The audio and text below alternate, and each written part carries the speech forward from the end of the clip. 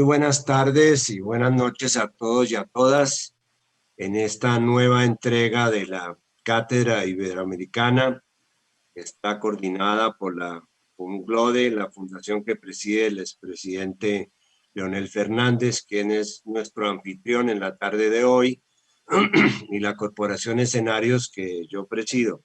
Hoy tenemos además la buena noticia de que están enlazadas las redes del Grupo Puebla, de CLAJUD, que es también una entidad relacionada con Puebla, y las redes parlamentarias de Puebla, de tal manera que tenemos una cobertura muy amplia, tan amplia como la importancia del mismo tema que queremos abordar en la tarde de hoy, que es el tema del multilateralismo y la reforma de Naciones Unidas. En esta oportunidad hemos invitado a dos figuras muy importantes de la actualidad latinoamericana y del tema en sí mismo, que son la ministra y ex embajadora Ana Isabel Prera, que ha sido una persona muy destacada en el ámbito de Naciones Unidas, trabajó mucho tiempo en la UNESCO, actuó como mano derecha de Federico Mayor Zaragoza, que es la persona a la cual le debemos todo lo que es la UNESCO recientemente. Ha sido embajadora de Guatemala, ha sido ministra, ha participado en la Corte Suprema de Justicia de su país, y otra figura que casi que no requiere presentación, que es el ex canciller de Brasil, Celso Amorim, que a él no le gusta que yo lo mencione, pero hay que mencionarlo. Ha sido considerado por revistas muy importantes como el mejor canciller de América Latina en los últimos años. Con ellos los hemos invitado para hablar de un tema que sin duda tiene muchísima actualidad, que es el tema de la reforma de Naciones Unidas. ¿Cómo entienden ellos que se debe hacer la reforma de Naciones Unidas? ¿Qué se debe hacer con el subsistema social que ha venido en decadencia presupuestal? Le han quitado recursos a la UNESCO, le han quitado recursos a la OIT, le han quitado recursos a la FAO.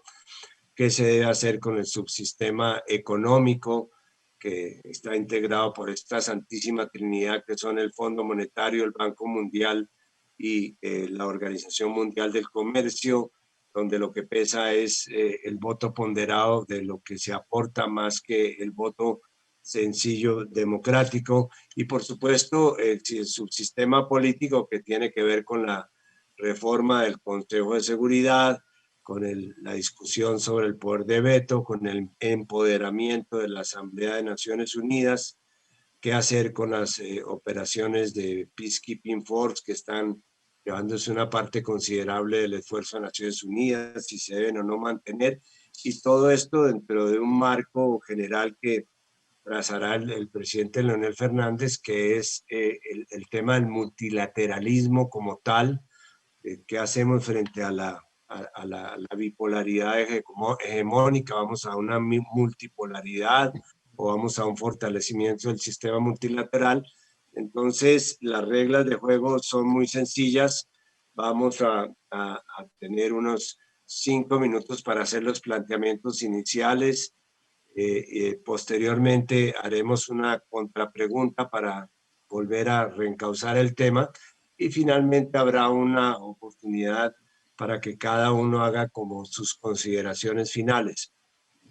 Como aquí el tiempo es oro, agradeciéndole al equipo de Funglode que nos ha hecho todas las coordinaciones logísticas y de la Fundación Escenarios, entonces quiero ofrecerle la palabra a nuestro anfitrión, el expresidente Leonel Fernández, para que haga sus consideraciones iniciales sobre el multilateralismo dentro del cual pretendemos inscribir esta reforma de Naciones Unidas. Sin querer ser odioso, cuando yo muevo un papelito así, es que estamos ya sobre el tiempo para que todos nos ayudemos a que todos podamos hablar. Así es que muchísimas gracias a nuestros invitados especiales, y Leonel, haz tú las consideraciones iniciales. Muy bien, gracias Ernesto. Un saludo muy cálido tanto para usted como para nuestros distinguidos amigos, ¿verdad? Celso Amorim, ex canciller de Brasil, y nuestra amiga también Ana Isabel. Como ha dicho, estuvo presente en la UNESCO y en otras instituciones de las Naciones Unidas. Y creo, Ernesto, ¿verdad?, que el tema que nos convoca, el tema del multilateralismo, pues obviamente tiene que ver con Naciones Unidas, pero incluso más allá de Naciones Unidas, con el concepto, digamos, de cooperación, en la definición clásica, cooperación entre 3 o más estados, la construcción de un esfuerzo colectivo para solución de problemas. Y obviamente que esto tiene un antecedente que va mucho, mucho más allá de la creación de Naciones Unidas en el año 1945, en la post-Segunda Guerra Mundial. Empezamos a ver este concepto de esfuerzo colectivo o seguridad colectiva desde la paz de Westfalia, ¿no? En el siglo XVII, luego de la Guerra de los 30 años. Más adelante lo vemos en el Congreso de Viena, en la etapa post-napoleónica. Las grandes potencias europeas que habían estado subyugadas por el Imperio Napoleónico, de repente establecen una alianza que permite una paz de más de un siglo en toda Europa, con excepción de la Guerra Franco-Prusiana en los años 70 del siglo XIX. Lo vemos también en el ejemplo de la Liga de las Naciones, que surge después de la Primera Guerra Mundial, y entonces que tenemos como, teniendo todo eso como herencia, el sistema de Naciones Unidas en el año de 1945, en cuya Carta de San Francisco empezaba por establecer que ciertamente el objetivo era la búsqueda de la paz y la seguridad a nivel internacional, evitarle a las futuras generaciones el flagelo de otra guerra mundial. Y efectivamente Naciones Unidas, pues desde entonces ha estado bajo el concepto de seguridad colectiva. Lo que afecta a un país afecta a los demás y todos luchan por la paz. Pero Naciones Unidas no solamente es un tema de mantenimiento de la paz o evitar la guerra, sino que tiene muchos órganos que se refieren a temas como temas de carácter económico y social, temas ambientales, lo que tiene que ver con la educación, la cultura, en fin, Naciones Unidas, ¿verdad?, abarca un conjunto de problemas que tiene que ver con los temas más acuciantes del desarrollo, del progreso, del bienestar de nuestros pueblos. Y ciertamente el concepto multilateral, ¿verdad?, que implica la cooperación conjunta de todos en la conquista de sus objetivos, también ha venido experimentando transformaciones, cambios.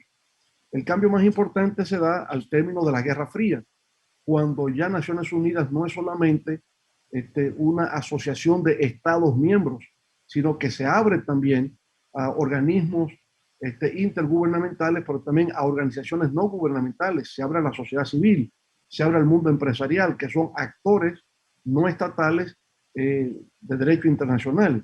Entonces, hay una gran reforma que hace Naciones Unidas en la posguerra fría. Sin embargo, sabemos que Estados Unidos, que emerge triunfante luego de esa Guerra Fría, ha actuado en forma unilateral y crea pues la tensión entre cuál es el futuro de las relaciones internacionales.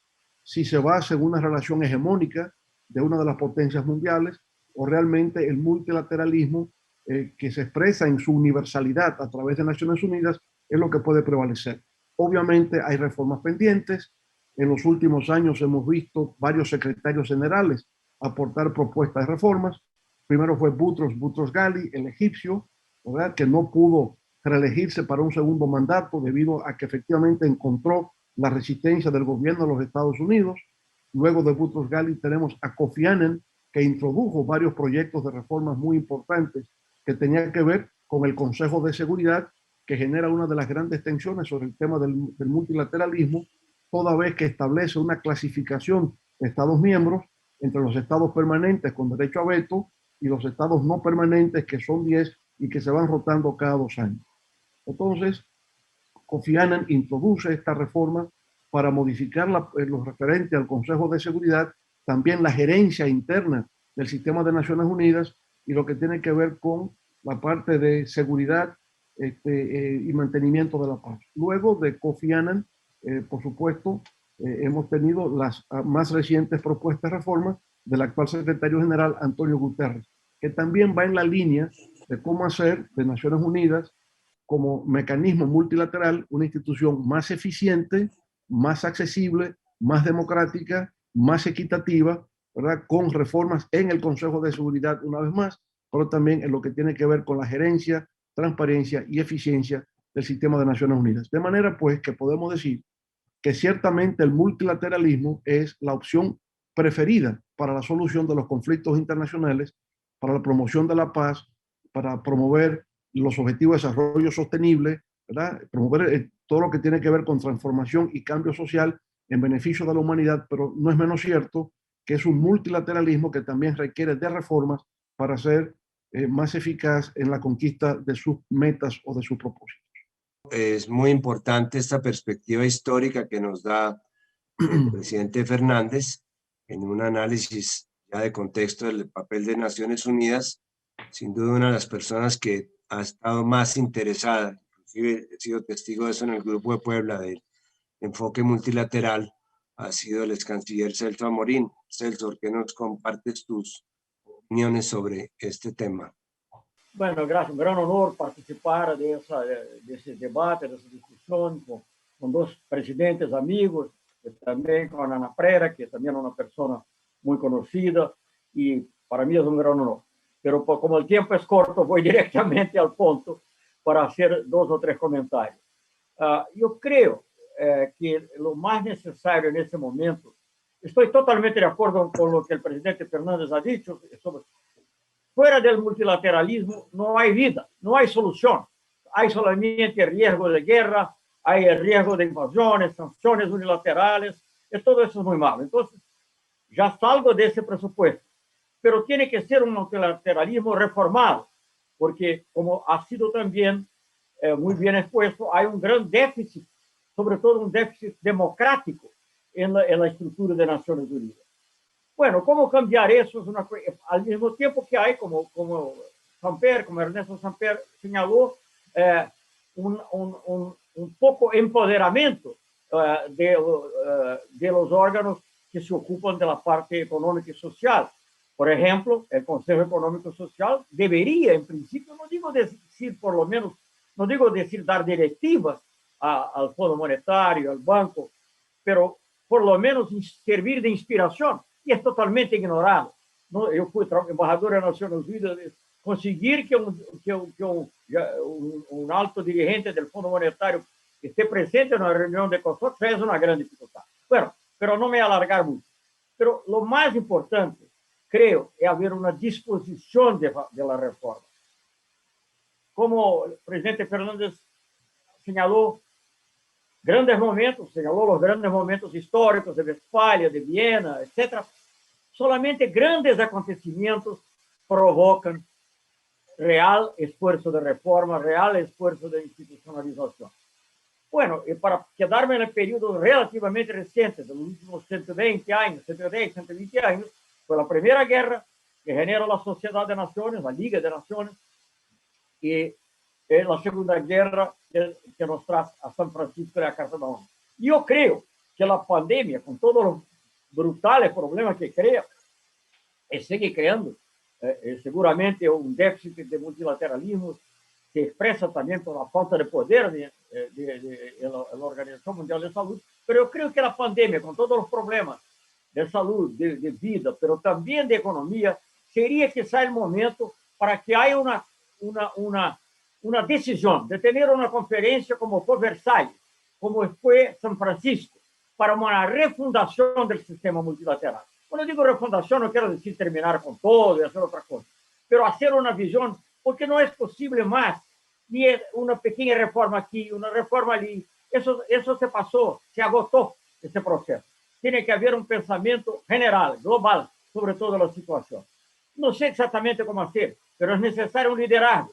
Woodrow Wilson fue el gran líder, los americanos nuevamente, con Roosevelt inicialmente, pero San Francisco ya estaba muerto, pero fueron juntamente, también tuvieron liderazgo. ¿Quién puede liderar ahora? Ya no puede ser un país solo.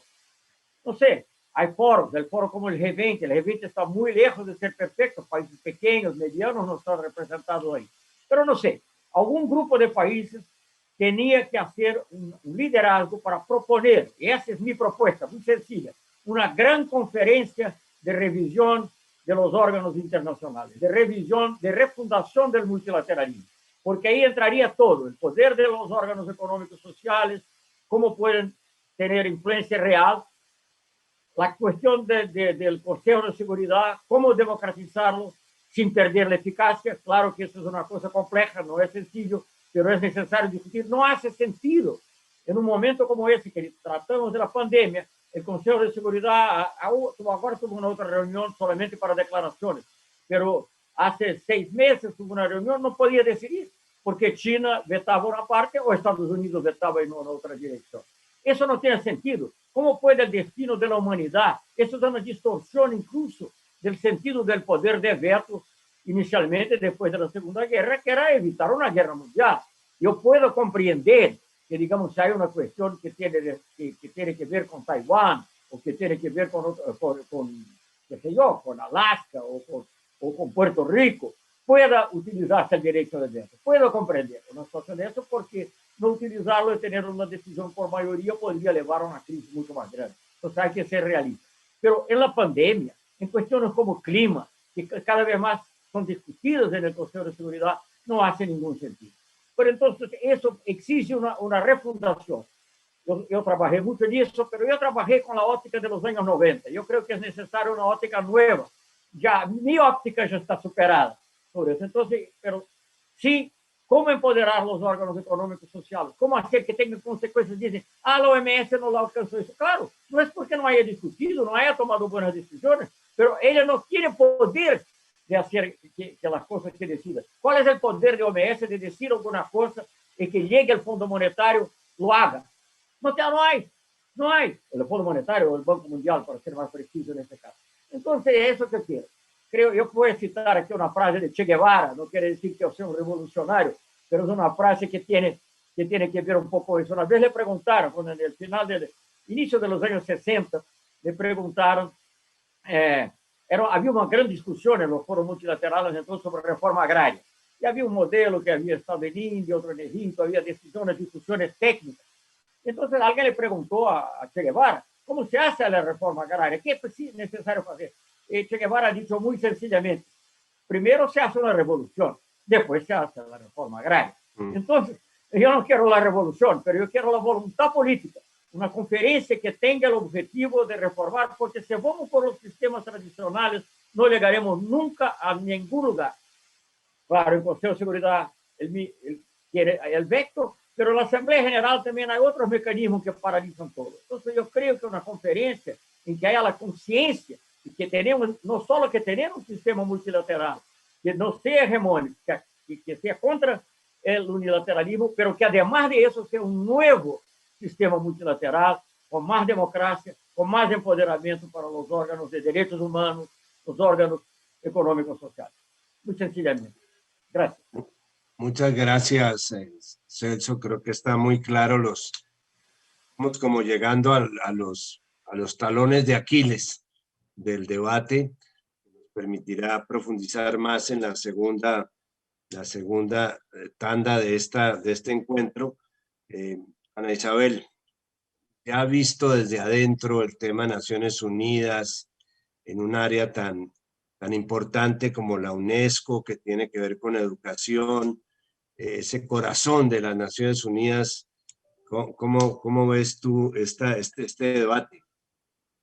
Bueno, creo que es un debate fundamental porque el multilateralismo, que fue uno de los grandes aportes realmente del siglo XX a la humanidad, y que durante los años 50, 60, 70, después de su creación en 1945, y que vivió tal vez los momentos más estelares en lo que podríamos llamar el humanismo social de esos años, en donde también aparece el hecho más importante del siglo XX, que para mí es la Declaración Universal de los Derechos Humanos.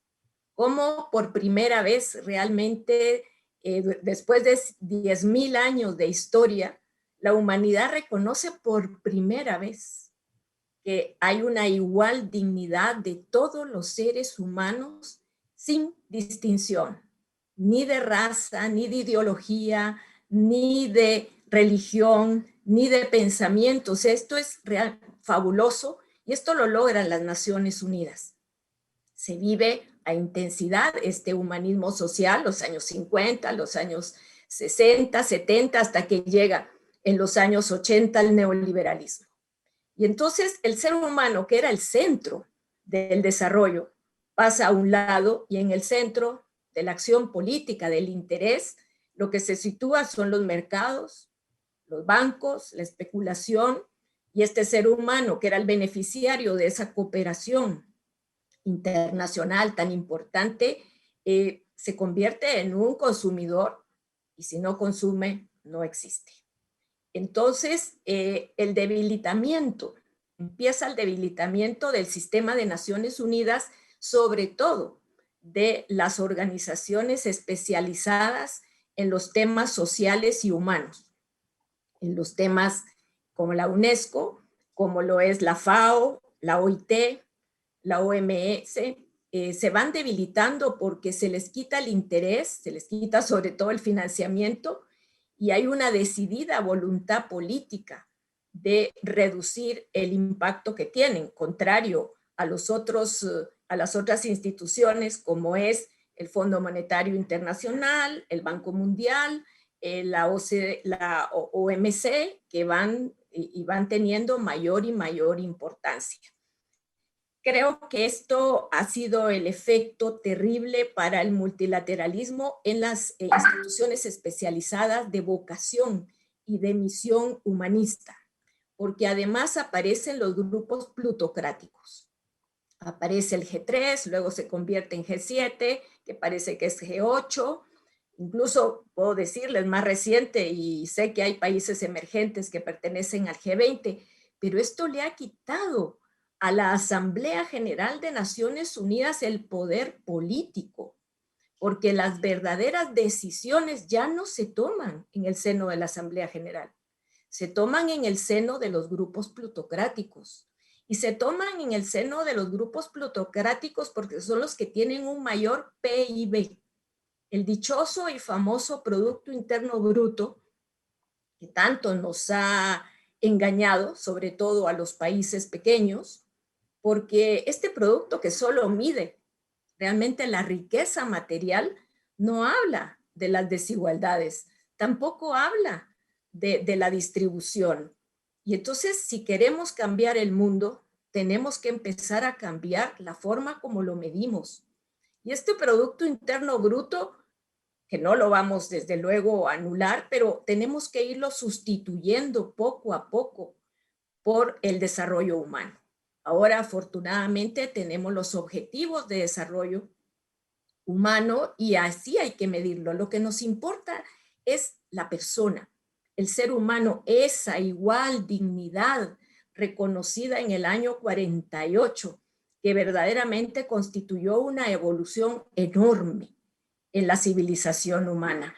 Por lo tanto, tenemos que devolverle, y sobre todo a estas instituciones especializadas, como es la UNESCO, en donde se debate ni más ni menos que las ideas, las propuestas, porque la UNESCO además fue creada para la cooperación intelectual y moral, que tanta falta hace ahora en este mundo globalizado, en donde el multilateralismo es la única forma de resolver los grandes desafíos que tenemos por delante, como el cambio climático, como la pandemia misma. Porque en este momento, en 2020, después de que el neoliberalismo nos vendió todas estas ideas de la ley de la oferta y la demanda, no se podía alegar la infalibilidad de los mercados, más mercado, menos Estado. Cuando llegamos al 2020 nos damos cuenta de que no fueron los mercados los que salieron a ayudar a la población, sino fueron todos estos estados, muchos de ellos empobrecidos por las privatizaciones, reducido el Estado al mínimo, quienes tuvieron que salir a rescatar y ayudar a la población. Claro que lo han hecho, y ahí viene este juego que es un poco perverso, lo han hecho con los préstamos que les dan las mismas organizaciones del Fondo Monetario, el Banco Mundial, dando préstamos para que hagamos frente a esta situación. Así es que creo que la reforma es fundamental, pero para eso los liderazgos del sur, de los países emergentes, tienen que trabajar en la Asamblea General y tiene que haber una especie de revolución adentro del sistema de Naciones Unidas para recuperar y darle a las Naciones Unidas el papel de la gobernanza global, gobernanza democrática global, porque está quedando como una gran ONG humanitaria, y ese no es el papel de las Naciones Unidas. El papel de las Naciones Unidas es político, sobre todo, es estar sobre todo ahora vigilante de la democracia que tantos riesgos tiene, acechada por los autoritarismos y los fascismos. Y lo dejo ahí porque creo que ya me pasó el tiempo. Gracias. Muchas gracias, Ana Isabel. Sin duda, esto forma parte de este debate. Quisiera introducir un elemento adicional en este curso que llevamos, que tiene una indudable actualidad, que es el papel que ha jugado el propio sistema de Naciones Unidas en la reciente pandemia producida por el COVID-19. Para nadie es un misterio que, entre otros, el grupo propuso que se le diera a las vacunas el carácter de bien universal, garantizando el libre acceso de todos a las vacunas, cualesquiera fuera su origen. Frente a esta aspiración de todos los países, se abrió camino más bien la idea de que se le diera a las vacunas la consideración de una simple mercancía, que los países que pudieran competir y que pudieran pagar las vacunas y que pudieran producirlas fueran los países que empezaran por beneficiarse de las vacunas. Hay unas cifras realmente preocupantes, como el hecho de que 10 países en este momento son dueños del 90% de las existencias de las vacunas, o el hecho de que solamente 64 países han comenzado sus procesos de vacunación frente a una realidad de más de 180 países, de tal manera que de alguna forma este giro del papel de Naciones Unidas en la OMS, pues de alguna forma demostró que cuando hay de por medio situaciones críticas como las que estamos viviendo, cada país saca lo peor de sí mismo y los niveles de cooperación internacional y los grandes propósitos pues terminaron aplazados. Nosotros inclusive llegamos a proponer que los países que hoy día son los dueños de las vacunas destinaran el 10% para simplemente atender los sectores críticos de nuestros países, de todos los países que no las producimos, que eran los que estaban en la primera línea de lucha contra el COVID en los sistemas sanitarios y los mayores de 80 años. Sin embargo, esto no ha sido posible. Se creó un mecanismo que se llama el COVAX, una especie de bus en el cual se montaron algunos países, pero que no atiende más del 10% de sus necesidades de vacunas. No quiero que simplemente nos detengamos en el tema en sí de las vacunas, sino hasta qué punto la cooperación internacional de la cual habíamos venido hablando y que alimentaba esta idea de un sistema multilateral donde todos estábamos ayudándonos a todos, simplemente parece no haber funcionado. Declaraciones de países negándole los respiradores a otros, los medicamentos necesarios para el proceso. Creo que el Leonel tiene una idea muy clara sobre este tema de la cooperación, no solamente de su problemática, sino cómo podría orientarse. No sé si quieres referirte a este tema de Naciones Unidas frente a la pandemia y la cooperación. Sí, cómo no, Ernesto. Primero, expresar mi total acuerdo con este análisis que hace, al igual que Ana Isabel y Celso, ¿verdad? En esta línea de entender la cooperación y el multilateralismo en medio de una situación de crisis global como la que tenemos hoy día. Ciertamente hay que partir de la idea que esta pandemia es una crisis global y frente a una crisis global tiene que haber una solución de carácter global. Y lo que estamos viendo son soluciones aisladas nacionales frente a este problema global. Obviamente que, digamos, el COVID-19 es una crisis de carácter multidimensional. es al mismo tiempo una crisis sanitaria, pero también es una crisis económica, social, es una crisis ecológica y sobre todo afectando mucho al sistema educativo de nuestros pueblos. Naciones Unidas juega un papel. El papel de la Organización Mundial de la Salud ha sido justamente prevenir. Es que han hecho la declaratoria primero de que se trataba de una situación de emergencia, de alerta internacional, y luego pasó a una declaratoria de pandemia.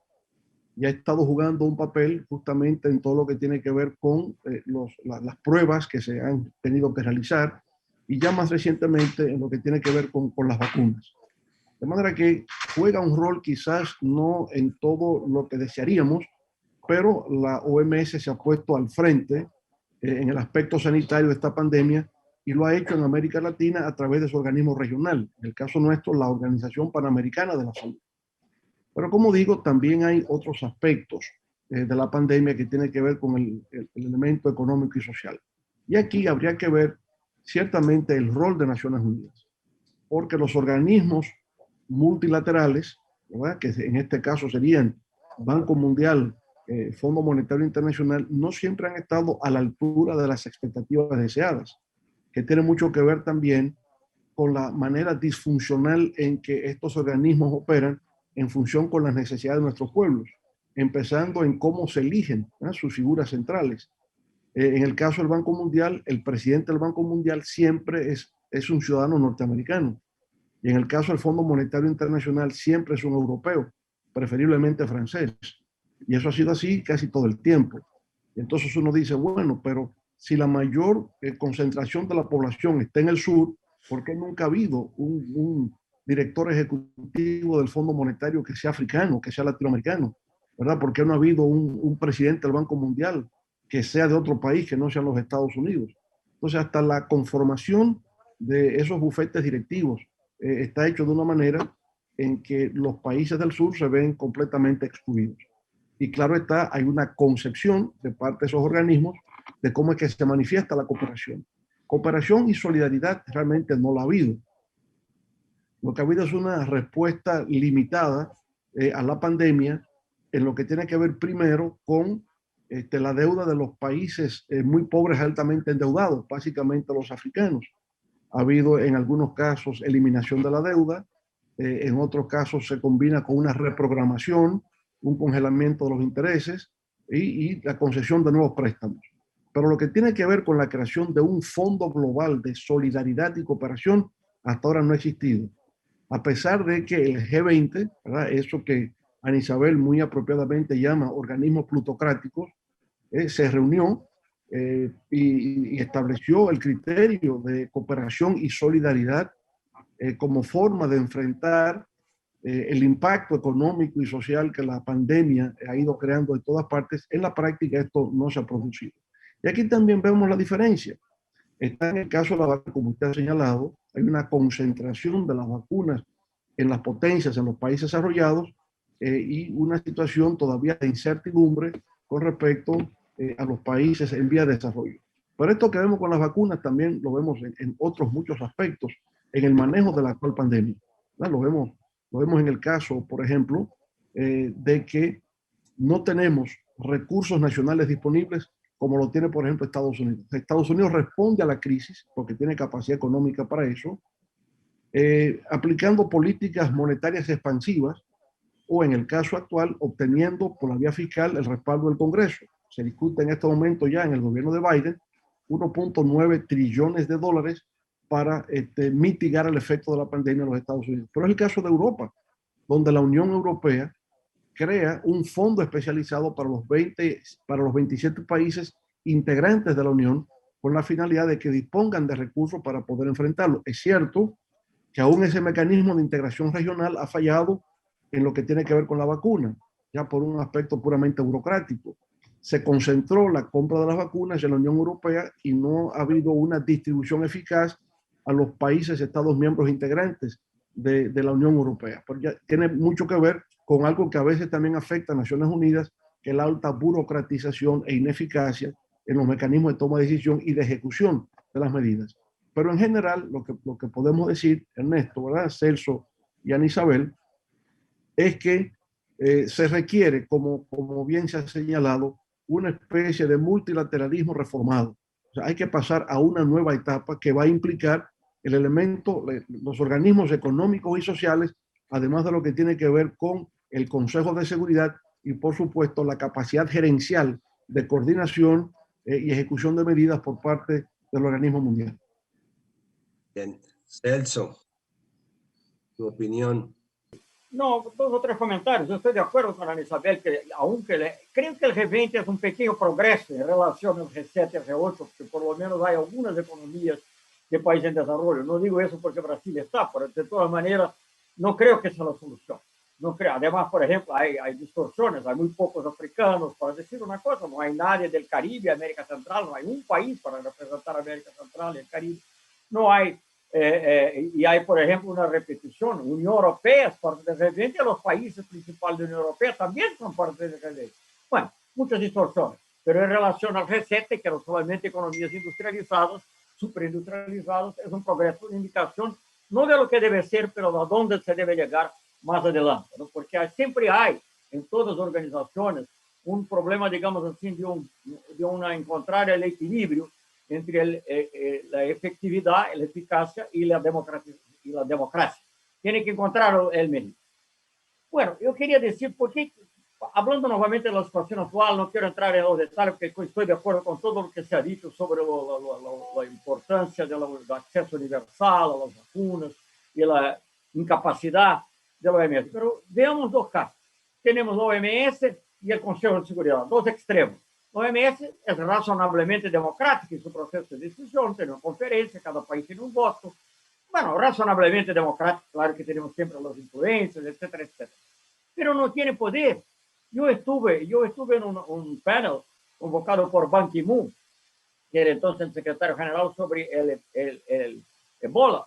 Y si uno lee, le recomiendo mucho, se lee solamente el sumario ejecutivo del informe final, lo que se prevé ahí es lo que está ocurriendo. ¿Y qué puede ocurrir de nuevo? Quizá encontraremos las vacunas adecuadas para el COVID-19, pero ¿quién puede hablar del COVID-20, del COVID-22, del COVID-25? Entonces, el problema no es solamente tener las buenas ideas, las buenas decisiones, es tener el poder de llevarlas adelante. El Banco Mundial prefería hacer programas con la Fundación Gates, algunas cosas útiles, yo no voy a decir que no, pero no era de no seguir. Entonces, ¿cómo encontrar? Por otra parte, el Consejo de Seguridad es un órgano que cuando funciona sí tiene poder. Pero yo no quiero entregar la cuestión de vacuna al poder de veto, ni de Estados Unidos, ni de China, ni de Rusia, ni de Francia, ni de nadie. Entonces tenemos que revisar el poder de veto, como yo decía antes, de manera muy fundamental. Y todo eso requiere, yo hablé aquí de un liderazgo del G20, pero después que escuché a Ana Isabel, quizás no del G20, algunos de países en desarrollo, pero una exigencia de una conferencia global que tiene que ser ahora, como se hizo en la Primera Guerra Mundial, se pensó en Versalles, y sobre todo en la Segunda Guerra Mundial, que ya se trataba de las Naciones Unidas, del proceso que llevó a San Francisco antes del término de la guerra. Nosotros, por utilizar las palabras de Macron y de otros, no quiero militarizar nada, pero estamos en una especie de guerra, en una guerra en que todos debíamos estar juntos, porque el enemigo es común, diferente de las otras guerras del año pasado. Entonces debíamos ya pensar en el mundo post-pandemia, y quizá para evitar pandemias futuras, como las Naciones Unidas entró para evitar guerras futuras, tenemos que pensar en eso, pero tenemos que pensar ahora en una gran conferencia para discutir el orden mundial post-pandemia. Esa es la cuestión fundamental, porque los detalles, Ana Isabel, hay muchos que se podría mencionar de cómo debería funcionar el ECOSOC, cómo debería ser el Consejo de Derechos Humanos, cómo debería ser eso, pero eso tomaría toda una sesión. Lo más importante, creo, que es despertar la voluntad política de hacerlo, de hacer una gran conferencia para revisitar el multilateralismo como existe hoy, corregir las cosas más absurdas, con realismo. Yo soy realista, después sé que muchas cosas no puedo, el ideal tiene que, siempre, la utopía tiene que estar pensada, pero sabemos muy bien que nos interesan las utopías viables, las utopías que puedan ocurrir. Entonces, me gusta mucho, como sabe Isabel, el pensamiento que está más interesante de todos estos está en la Carta de la UNESCO de la Paz en la mente de los hombres, de las mujeres, naturalmente. Bueno, entonces eso, yo creo que es necesario, que es un principio inspirador, pero la paz, la salud y el desarrollo ¿no? El progreso humano, los derechos humanos en la mente. Para eso necesitamos una gran conferencia, una conferencia de refundación, quizá reforma, no sé qué palabra se quiere utilizar, pero de todas maneras algo que tome en cuenta que el multilateralismo que existe, claro, es mejor el multilateralismo. La OMC, por ejemplo, que ha sido mencionada, mejor con la OMC que sin la OMC. ¿No? Porque yo viví eso en varias situaciones, sanciones unilaterales de Estados Unidos, otras situaciones. La OMC es una protección, imperfecta, pero es una protección. Pero sí, estoy de acuerdo, es necesaria una refundación, una visión más amplia. ¿Cómo se pensó? ¿Cómo se pensó para la propia OMC, el origen, en el tiempo de Keynes? La propuesta, como saben todos muy bien, era la idea de una organización internacional de comercio e empleo, porque había la preocupación social de mantener. Entonces, bueno, habiendo dicho esas cosas, yo creo que eso, con liderazgo aquí de dos presidentes, la presidenta de una fundación, yo hoy día no soy más que una persona que da opiniones, así, cuando la piden, ¿no? Entonces, pero ustedes tienen que ser liderazgo, el grupo del pueblo puede ayudar en eso, otro grupo puede ayudar en eso, de tener esa gran conferencia refundacional del multilateralismo. Muchas gracias. Tus comentarios, Ana Isabel. Sí, muchas gracias. Totalmente de acuerdo con el canciller Amorín de llevar a cabo esta reunión, esta gran reunión, convocar después de la pandemia, con los efectos y también con el impacto que ha causado humanamente a todos, y ver la necesidad y la urgencia de reforzar el multilateralismo a escala global, pero también a escalas regionales, ¿verdad? De acuerdo totalmente con lo que ha dicho el presidente Fernández, de que a problemas globales, soluciones globales. Y los grandes desafíos que tenemos por delante son globales casi todos. El cambio climático, la pandemia, los tráficos de armas, de drogas, de personas, de piezas arqueológicas, la migración, y qué decir de la gobernanza del Internet. En fin, tenemos tantos desafíos por delante que no los podemos resolver solo nosotros adentro de los países, ¿verdad? Por lo tanto, esto es fundamental, ya sea multilateralismo regional o multilateralismo global. Creo que la reforma planteada por el secretario general de estos 3 puntos que plantea de desarrollo, gestión, paz y seguridad va por muy buen camino. Afortunadamente tenemos un secretario general que es una persona con una gran visión política y social, y habría que apoyarlo. Pero además hay algunas propuestas que son muy importantes y creo que es bueno decírselas a ustedes, que hemos estado en algunos grupos estudiándolas, y es la reforma de la Asamblea General. La Carta de Naciones Unidas, el preámbulo de la Carta de Naciones Unidas del año 45, empieza con esa frase fantástica que dice: nosotros los pueblos hemos decidido evitar el horror de la guerra a las generaciones futuras. Habla de nosotros los pueblos, no dice nosotros los gobiernos, ni nosotros los estados, porque las Naciones Unidas somos todos los pueblos, unidos precisamente para garantizar la paz y la seguridad. Entonces, pensamos que la Asamblea General debería de ser mixta. Y en esta gran conferencia que plantea el canciller Amorín, podría tratarse eso. 50% representación de los estados, 50% de la sociedad civil organizada. Porque al menos habemos muchos que en nuestros países no nos representan y que no nos sentimos representados en las Naciones Unidas, que desconocemos totalmente qué se decide ahí, de qué firman, qué acuerdan. No lo sabemos, pero si hubiera junto al gobierno, hubiera 1 o 2 o 3 organizaciones de la sociedad civil que velan por los derechos humanos, que velan por el bienestar, por la pobreza de la sociedad, tendríamos otra información y otra visión. Yo me gusta decirlo, pues ya sé que es utópico, pero bueno, estamos en momentos de cambio, y en los cambios es posible a veces hacer lo imposible, es hacerlo realidad. y es que estos representantes de los países algún día sean electos popular y democráticamente por los países, de tal manera que tendríamos por primera vez un parlamento mundial. Y esta persona, con el apoyo del gobierno, no tendría que dar razón a su gobierno, sino a la población que lo eligió para poder responder democráticamente. Luego también el Consejo de Seguridad, desde luego el veto. El veto, eso hay que trabajarlo porque ya no tiene sentido. 75 años después, los países que fueron ganadores tenían algún sentido, el equilibrio este-oeste, pero ahora la cantidad de países emergentes con un gran poder político, social, económico, no tienen por qué estar excluidos de este grupo de privilegiados, y además en este mundo actual ya no deben de haber privilegios. Tenemos que ser todos los pueblos.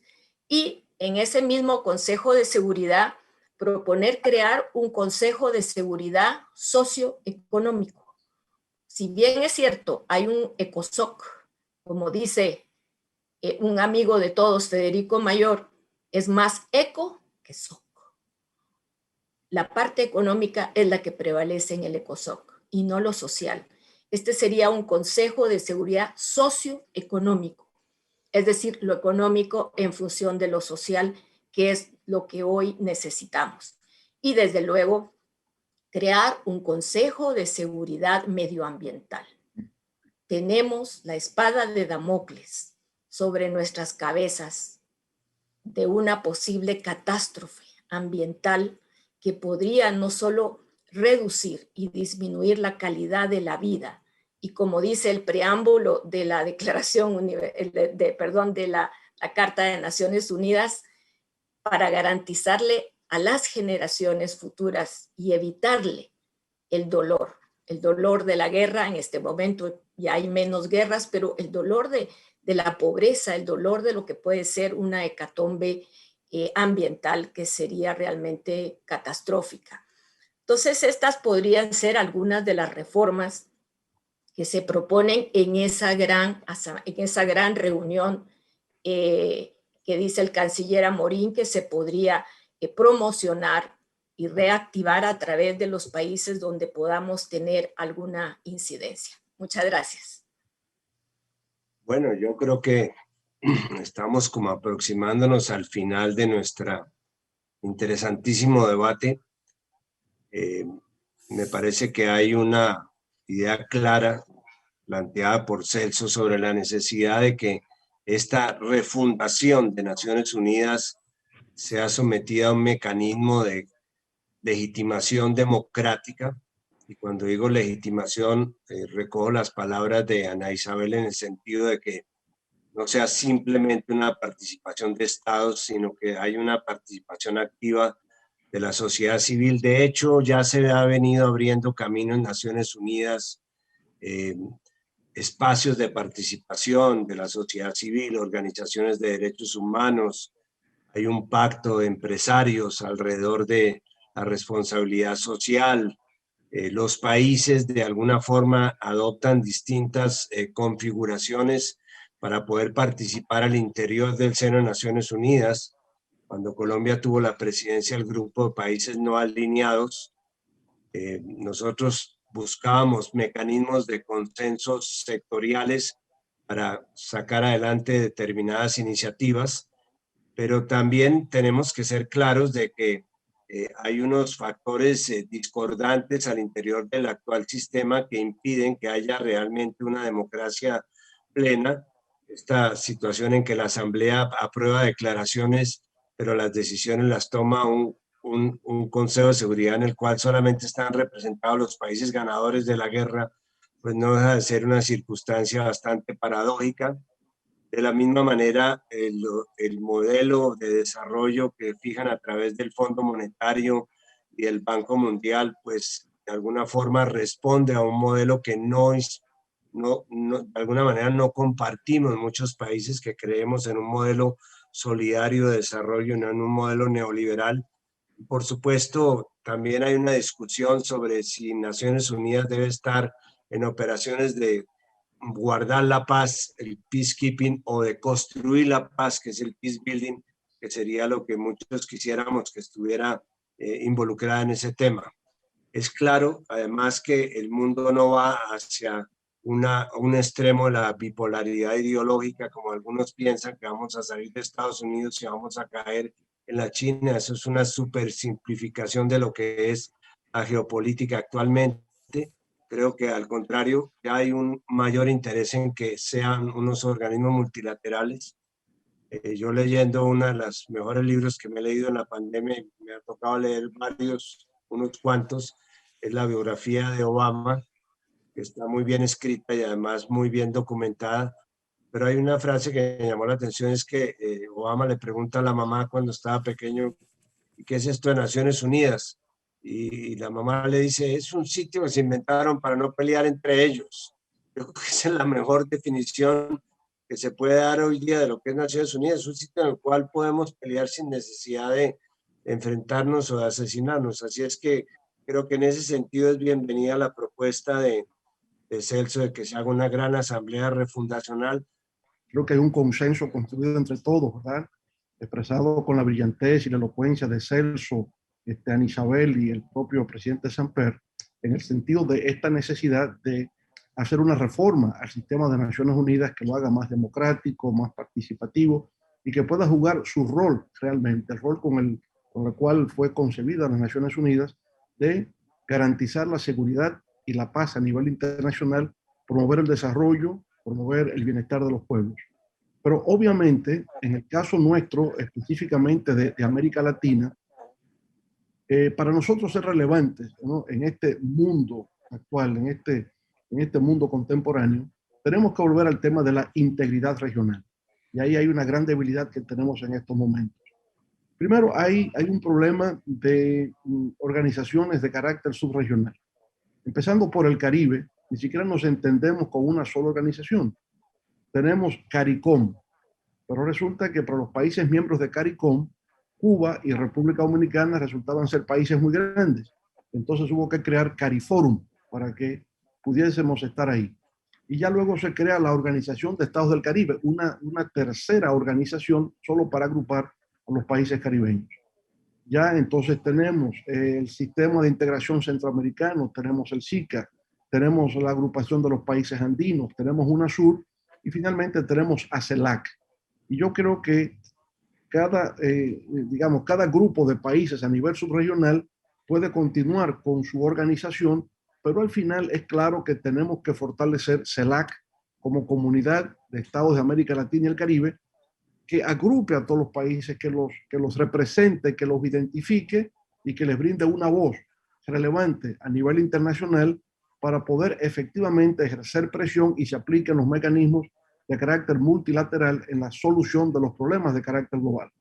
En la medida en que los países de la región no estemos debidamente integrados y que no se produzca una respuesta de carácter regional a los problemas globales, entonces volveremos a una respuesta nacional, nos debilita a cada uno y por lo tanto no avanzamos en la agenda del desarrollo nacional en el marco de lo global. Creo que este es un tema que tenemos que trabajar de manera complementaria a la reforma de Naciones Unidas para que efectivamente podamos alcanzar la ejecución de los objetivos de desarrollo sostenible que se ha planteado en un contexto y en unas circunstancias más complejas y difíciles, porque no cabe duda de que la pandemia del COVID-19 dejará sus secuelas residuales en años por venir. Entonces, solamente la unidad, la integración, la cooperación entre nosotros en América Latina nos permite una presencia más activa y dinámica en el plano internacional. Muchísimas gracias a nuestros invitados por atender esta cita. A quienes nos están escuchando, tenemos más de 2,000 personas en este momento conectadas a nuestras redes. Muchas gracias a ustedes por acompañarnos también, a Celso, Ana Isabel, nuestros invitados de hoy, y seguiremos con nuestra cátedra iberoamericana. Muchas gracias, Leonel, por servirnos de anfitrión. Gracias, Ernesto. Igual,